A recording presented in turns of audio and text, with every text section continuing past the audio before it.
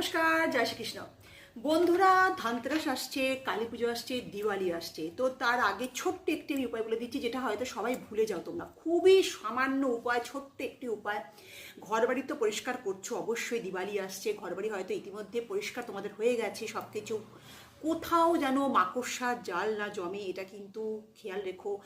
কীট পতঙ্গ একেবারেই জমতে দিও না, ধুলো বালি জমতে দিও না, এটা তো তোমরা খেয়াল অবশ্যই করছো জানি।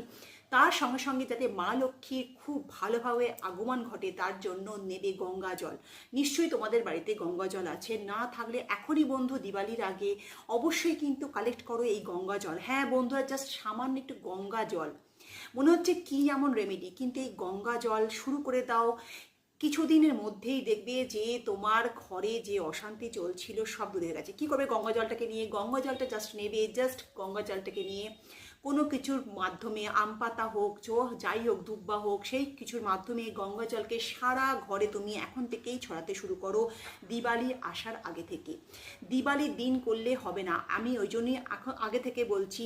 এতে করে তোমার জীবনের যে অশান্তি, অ্যাংজাইটি, টাকা আসছে না, সমস্ত কিছু দূরে চলে যাবে। দেখবে তুমি মনে শান্তি পাবে। গঙ্গা জল দিয়ে প্রত্যেক দিন 1 ফোঁটা 2 ফোঁটা করে তুমি ঘর মোছার চেষ্টা করো, এবং সারা বাড়িতে তুমি এটাকে, গঙ্গা জলটাকে তুমি এরকম করে ছেড়াও। তোমার অফিস, তোমার কাজের জায়গা, তোমার রান্নাঘর, তোমার প্রত্যেকটা জায়গায় তুমি যে সারাদিন কাটাচ্ছ, সেখানে কিন্তু আজ থেকে এই রেমেডিটা শুরু করো। খুব সামান্য ছোট মনে হলেও কিন্তু ভীষণ কার্যকর, তোমরা কিন্তু কিছুদিনের মধ্যে সেটা বুঝতে পারবে।